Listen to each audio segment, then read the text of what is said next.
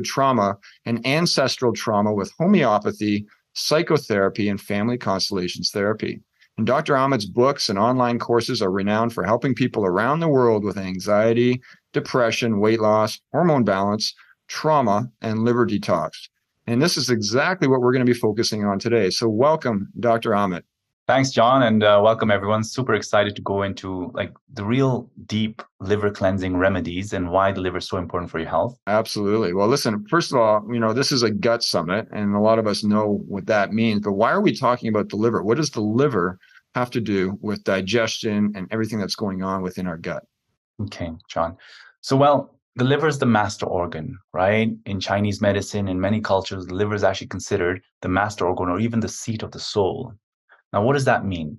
So the liver performs thousands of functions, from bile production, liver detox for detoxing your whole body, immune cell activation, cholesterol metabolism, hormone metabolism, you name it. And so what's that got to do with the gut? Well, you have these good bacteria in your gut, right? Everyone's focusing on taking probiotics, glutamine, vitamin D, all that stuff. But what makes those bacteria thrive? It's a good gut environment and healthy bile flow, right? Where does bile come from? From your liver, right? So most people make a mistake of only taking probiotics and changing their foods and avoiding gluten and dairy, and they forget about healing their liver. And so when you do a good liver detox, and I'll share some remedies with you today, bile flows in better amounts and in better quality. The bile quality is also important. And when that happens, first of all, it lubricates your intestines, right? And so if you have constipation, gas, bloating, etc., when you have proper bile flow, then you have less constipation because there's more lubrication. And then you also have less cramping, bloating, etc., because bile is very important for digestion. So instead of popping digestive enzymes all the time, think about moving your bile through a good liver detox to improve digestion from the root cause. So this is all about healing the root cause, right? Now, also, the bile salts actually can kill off some negative or bad bacteria as well, right? So having healthy bile with the right bile salts in there will also correct any dysbiosis, amongst other supplements, of course, right?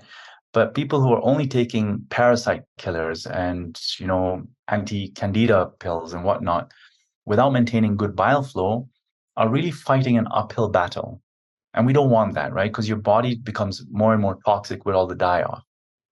So if you go to that liver and flush it out, have the bile flowing, everything else in your body self-corrects. Fantastic. Well, how do we know? Does everyone with gut issues have a liver and a bile flow issue? Are there certain signs? Are there symptoms that we can look for that could be really significant that is telling us what's going on with our liver? Anything we should be looking for? Yeah, absolutely. So honestly, without exaggerating, I think 90 to 99% of people have liver stagnation issues, according to TCM, Chinese medicine. Okay. Why? Because most people are having some sort of pesticides or preservatives. Stress impacts the liver, so it compacts the bile flow or the lymphatic flow in there as well. When you're shallow breathing, your diaphragm is not massaging your liver, so it's going to become more stagnant, right? Mm-hmm. And also when you're stressed or traumatized, what happens is your nervous system gets dysregulated. And when when your nervous system gets dysregulated, this big nerve called the vagus nerve, that also gets dysregulated.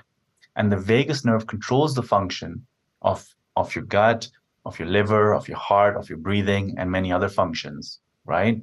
So when the vagus nerve and your other parts of your nervous system get dysregulated, then the cytokines, the chemical messengers sent to your liver are altered.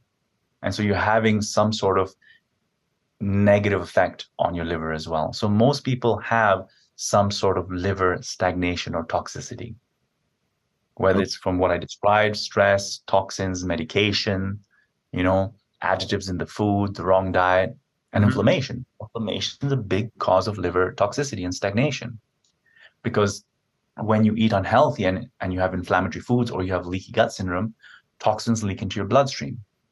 And that causes inflammation everywhere in your body, including your liver. Mm-hmm. And guess what?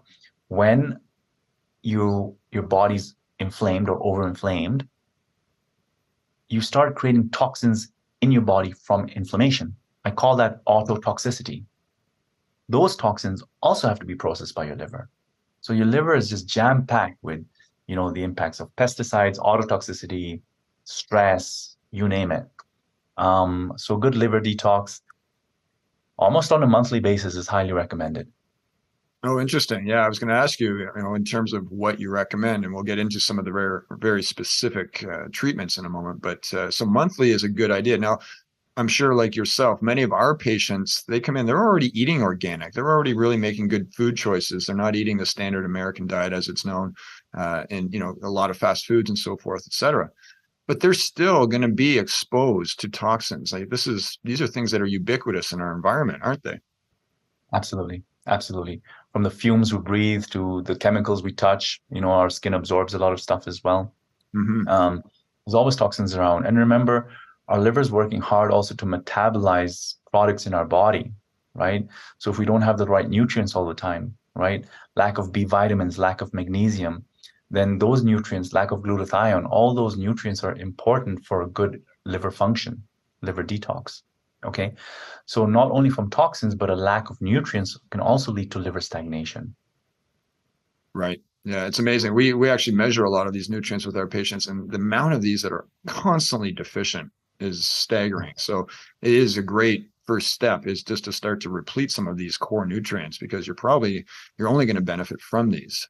These nutrients are fundamental. Each nutrient has over 200, sometimes more jobs per second in your body. And if we're constantly depleted in B vitamins, as you say, or glutathione or methionine, whatever it might be, this really impacts not only our liver, which has that huge downstream impact that you've alluded to, but many, many other systems in the body.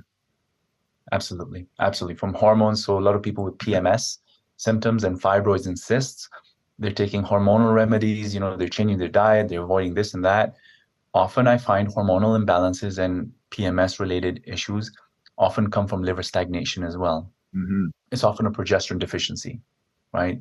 So when progesterone is low, then what happens is you'll get those typical symptoms of breast tenderness, cramping, clotting, and also anxiety and depression, because progesterone helps GABA work better in the brain. GABA is our anti-anxiety neurotransmitter. So if you're low in progesterone, you might have more anxiety, more insomnia, and hormonal issues, right? That's just one example. But because the liver controls cholesterol metabolism, you're looking at heart disease as well, being controlled through detoxifying the liver.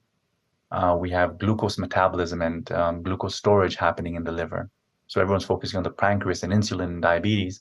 But once you start moving the liver, your insulin levels will, in my experience, regulate much faster compared to just taking chromium and pancreatic enzymes and things like that. Right.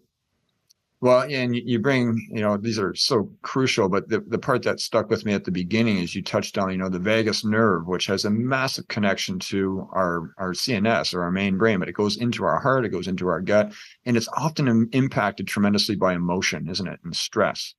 And so talk to me, and I know this is a big part of your practice, connecting the liver and the body with what's going on with toxic emotions and stress emotions that are not regulated well. Can you expand on that, Amit? And just, I know we could talk all day on this, but let's dive into this. Bring us up to speed what we need to know. Perfect. All right. So when you experience emotional trauma as a child or as an adult, you go into a fight or flight state, right? That means you make more adrenaline and cortisol produced by your adrenal glands and other cells in your body. And what happens is, being in constant stress creates an overproduction of all these chemicals, and you burn out your adrenal glands, and also your nervous system is dysregulated, trying to compensate for that unhealed trauma and or constant stress. Yeah. So in that compensation, your vagus nerve and other parts of your nervous system start releasing different chemicals into your body.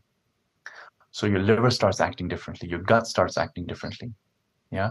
For example, a lot of people will have heartburn when they're stressed. You can see the direct emotional connection. Yeah. Absolutely. Connection of emotions to physical body. So I'm not making this stuff up. Yeah. I get a lot of people who have been abused during childhood, and they'll often have migraines, for example. Yeah. or people with repressed anger will have this tension in their jaw and other parts of their body, right? And so you can see how unhealed emotions, what happens is unhealed emotions from childhood, they get exaggerated, or the stress response gets exaggerated when new stresses come into your life as an adult, because the new stresses trigger the emotional response you had as a child. So not only is it important to meditate and de-stress, but it's also important to heal childhood trauma, yeah, which I talk about in my course, and also heal ancestral trauma, yeah, through family constellations therapy, using homeopathy as well and other therapies, so that your nervous system comes out of that state of compensation. And when it comes out of that state of compensation, your vagus nerve gets more regulated. Your entire nervous system gets regulated. Your adrenal glands don't burn out so much, right? And when they don't burn out so much, your cortisol levels come more into balance. And why is that important for gut health? Well, when your cortisol levels are imbalanced, what happens is your thyroid hormones don't work as well. Your conversion to T4 to T3 is compromised. And now in your gut, you have all these cells sticking together, right? Making this little nice barrier, this nice lining. Mm-hmm. But if you don't have enough T3 being produced in your body, the active thyroid hormone, these junctions, these cell junctions, these joints are going to be weak. So you're going to have more of a leaky gut going on as well, just because of stress creating a cortisol imbalance affecting your thyroid hormones. And also from the liver side of things, the liver improves the health of your bacteria, the good bacteria in your gut. And the good bacteria in your gut are also responsible for converting T4 to T3. Most of it actually happens in the liver. Yeah, about 70% of T4 is converted to T3 in the liver. T3 being the active thyroid hormone. The active thyroid hormone, yes. So now imagine you have stress affecting cortisol, affecting thyroid conversion. You have lack of bile flow as well, affecting the bacteria convert T4 to T3. And also the good bacteria also create a lot of neurotransmitters, feel good neurotransmitters like serotonin and GABA. And also if 70% of T4 is being converted to T3 in your liver, and you have a toxic liver, that conversion doesn't happen so well. So again, you're going to get low thyroid symptoms. Your TSH might be fine because your T4 is high enough, but the conversion's not happening. So you're going to what we call subclinical hypothyroidism. Mm-hmm. So rather than only taking thyroid medicines, we got to support the adrenal system, release trauma and stress, and detoxify the liver.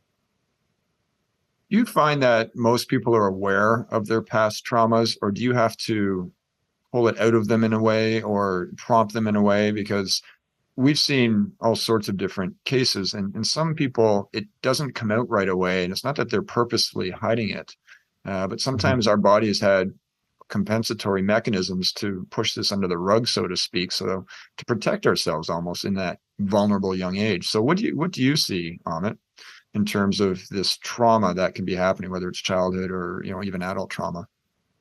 Okay. So in my course, I have an exercise to help you discover the emotions around certain events in your life, because we often normalize a lot of events, right? For example, I grew up in boarding school and local schools in Kenya, and caning was normal. We were beaten every day with sticks, Wow. right?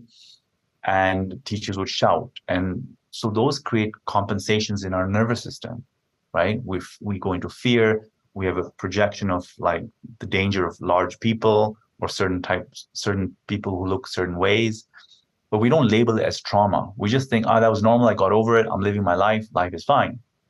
Yeah. But when you're maybe when you're doing some work, you're overperforming because you're afraid of being punished.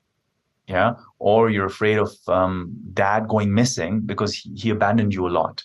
So you're working extra hard to get his attention back. Not consciously. You just find yourself looking for approval maybe, right? Because of an old abandonment that you're not aware of. So when somebody comes into, so we work online as well, I sense their behavior and I can see how incongruent it is to their nervous system and to their authenticity. Yeah, and certain behaviors are creating sabotaging behaviors, really, or they're getting more anxious or depressed, Mm-hmm. right? So most people have some form of trauma. whether it's abandonment, abuse, seeing conflict at home, parents fighting, right? Wanting mom's love. Maybe there was a sick child, a sick sibling who got all the attention, so suddenly you felt second place.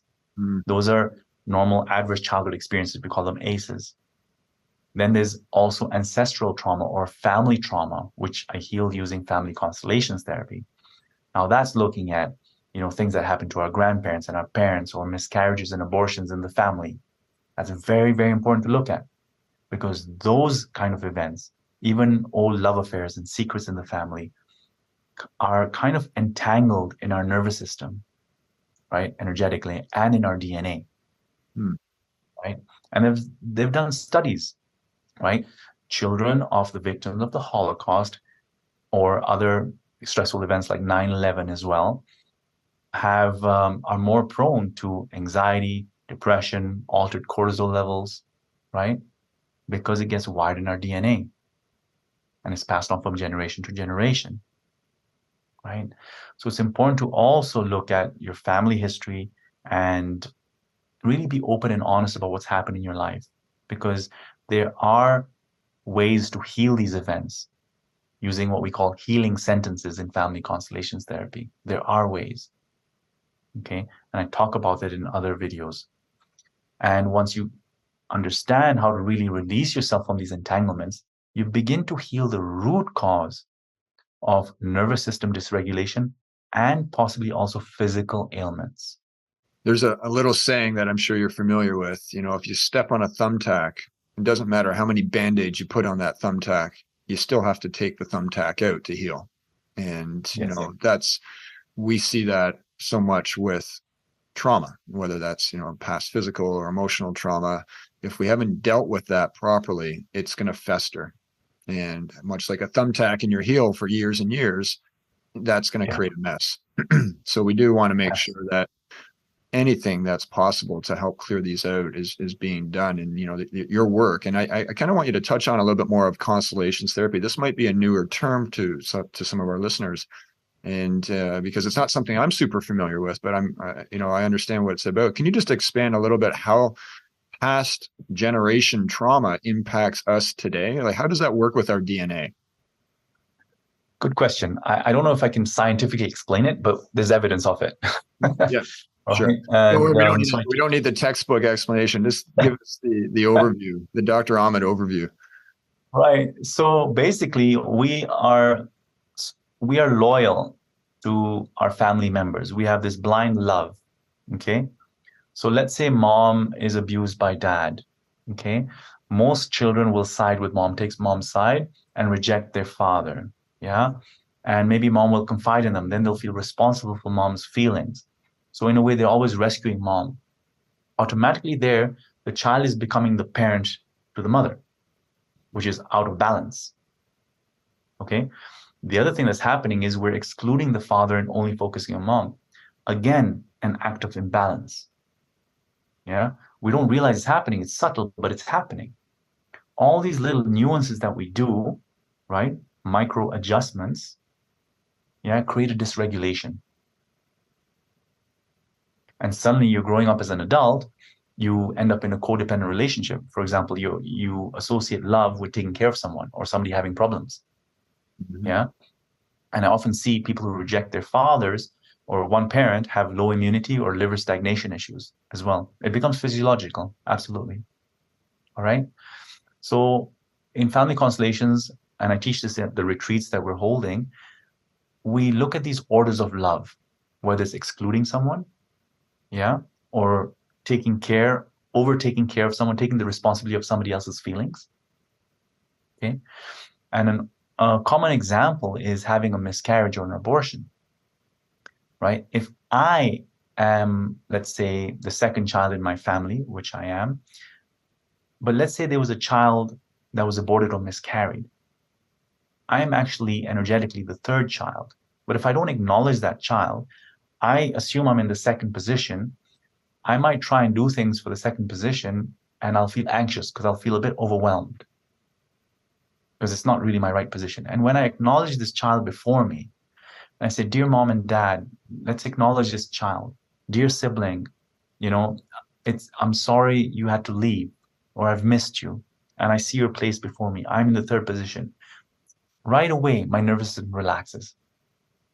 Right away. And I've seen this time and time again. Like, people have come to me for different therapies. We've done homeopathy, we've done Gestalt therapy, etc. And finally, when we acknowledge the right position, or we correct the imbalance with the constellations therapy, they don't need any more therapy. They don't need any more homeopathy, because we've treated the root cause. Fascinating. Right? Fascinating. And genetically, we can explain this. For example, let's say your grandmother experienced the war, right? And so her physiology changes, her cortisol levels shift, right? She's preparing for danger. So when her physiology changes, the eggs in her ovaries will change a bit as well, right? So your mom, who's born off your grandmother, will have an altered physiological response to danger, stress, to life, right? And your mom gave birth to you, so your nervous system and your physiology is already pre-programmed based on the experiences of your ancestors. And this has such a downstream impact on our DNA, of course, but that's going to impact our organ systems. It's going to impact how we digest and ultimately our liver and everything. And so, again, we're oversimplifying, I'm sure, what you teach, but this is extremely fundamental to know and to start to look for when we're trying to heal. And if we're not healing, I always say, if you find that the usual treatments that we hear and learn about in these summits and online and so forth, if they're not working for you, there's often hidden trauma. There's often hidden emotional blocks that need to be resolved. And that's just a clinical pro we've seen as well. Yeah. No, I see that time and time again. People have been for years of therapy, years of supplements. And suddenly when we release the right emotion or acknowledge the love, it's just an acknowledgement of the love that was there, that was not acknowledged. There's a huge release in somebody's heart and nervous system, and everything changes. Their body relaxes, their saliva starts flowing, their digestion improves, the tension in their back just diminishes, and they start living life from clarity and truth again. I love that. Wow. Let's bring it back to some takeaways that we can leave people with today to help their liver from, what that be with food, supplement, and even homeopathy on it. So, maybe let's start with homeopathy. I want to hear a little bit more about what you recommend. I know you are an absolute expert in this space as well. So how can you help somebody who's got this liver congestion or stagnation or even gallbladder dysfunction? They're connected. To improve that bile flow, to improve that functionality of the liver. What do you prescribe from homeopathic standpoint? Okay. So when somebody comes in with issues, I look at their whole picture, their emotions, because in homeopathy, we look at the emotional character as well as the particular symptom somebody has. Okay. And I cover this in the online course, but I'm going to give you a few remedies, important remedies that are good for the liver.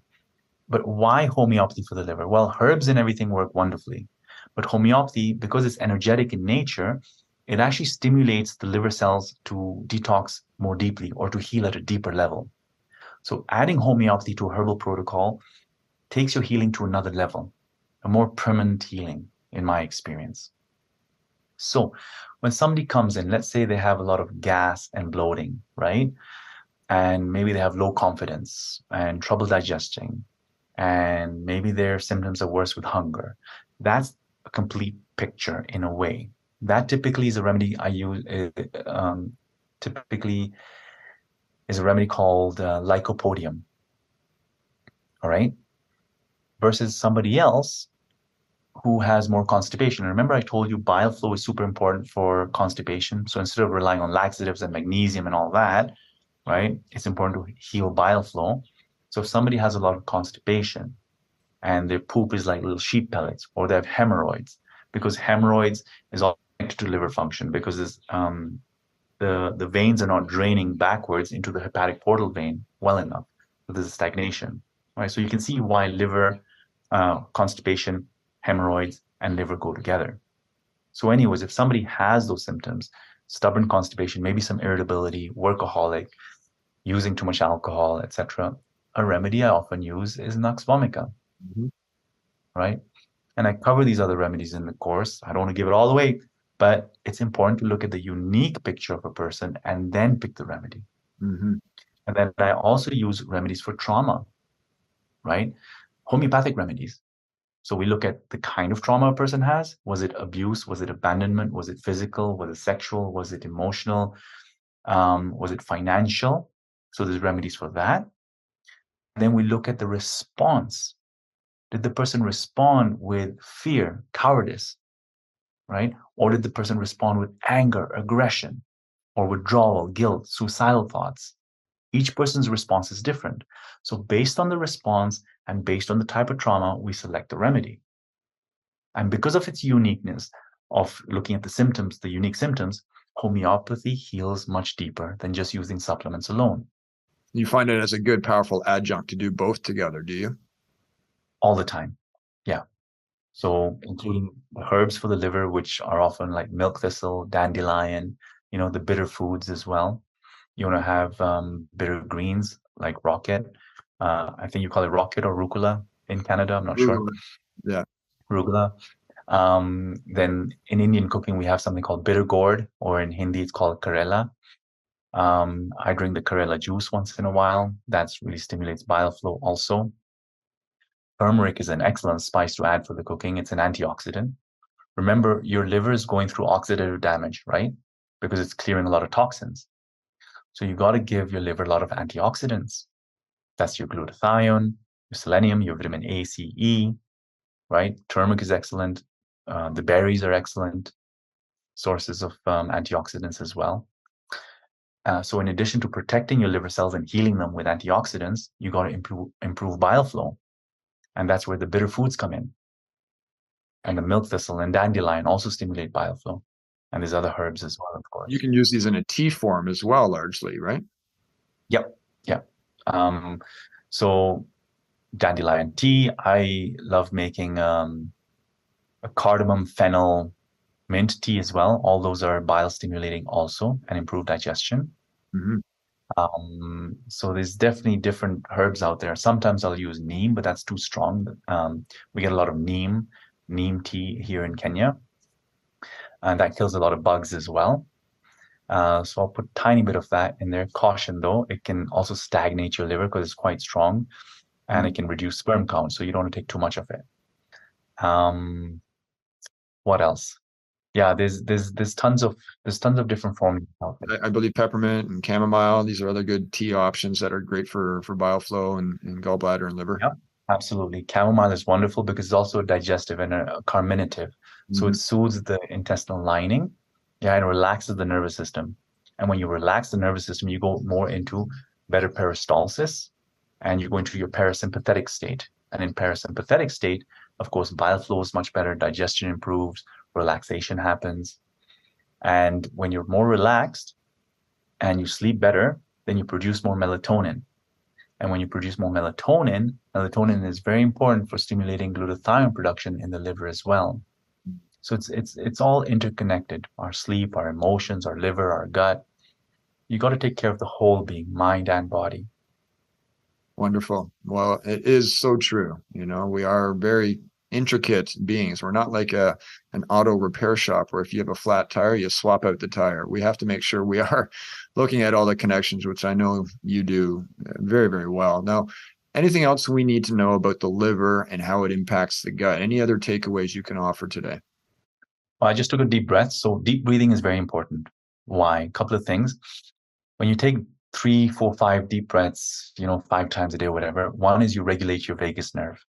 You help your nervous system calm down. And as I've shown, that helps your liver and your gut. Also, deep breathing, what happens is with deep breathing, your diaphragm goes lower. So you actually end up massaging your liver. Yeah, and massaging the lymphatics. So that improves bile flow and lymphatic flow through your liver, which aids in detoxification. People who are stressed or often have tight shoulders. Why is that? Because they're shallow breathing, right? And when they're shallow breathing, they're just using the upper muscles, right? Of their shoulders or lungs or whatever. And that's why they're getting tight shoulders and they're not diaphragmatically breathing. And when they're not doing that, they're going to get heartburn, ulcers, etc., because of liver stagnation connected to stress and lack of diaphragmatic breathing. So deep breathing, super important for gut health and liver health and vagus nerve health, of course. to put this back into a scientific conversation, there are studies that show if you do 10 consecutive deep breaths, and you do that virtually every hour throughout the day, and you don't have to set an alarm to stress you out to do that, but if you do that on the regular throughout the day, you are going to improve your stress response. You're going to reduce stress by up to 40%. And this is research coming from Harvard University. So, Amit, this is very powerful, very applicable, and very timely, I would think, now more than ever. So, these are wonderful suggestions. But listen, thank you so much for all of the sage advice today and knowledge and wisdom. And how do we find out more about you? How do we find you online? So there's a free course with gut health, liver detox, adrenal support, and emotional healing exercises on drameet.com. That's drameet.com. Then I have a full course that has all my liver detox protocols, the homeopathics, the homeopathy for stress, trauma, emotions, anxiety, and depression. A lot of the protocols we've talked about, including emotional healing exercises. And on my website, you'll also find out that I'm doing retreats in different parts of the world. So if you're up for a safari in Kenya, combining with a beach holiday, yoga, trauma release, yes, you're coming. Awesome. I've been waiting for you. And of course, holistic medicine education. I'll probably be doing some in Sardinia or somewhere in Europe as well, in Italy. So whatever is easier for you, would love to have you over. But start with the online course. It's really powerful, it's transformative, and it really helps you heal the root cause. Yeah, when you peel away those emotions, you get more of a handle on your life. So I'd encourage you to see drameet.com, drameet.com. Well, thank you, Dr. Ameet. You are an awesome person. I love to know you, and thank you for sharing all of your wisdom today. Really appreciate it. Thanks, Johnny. And good luck, everyone, with your liver and your gut. Lots of love.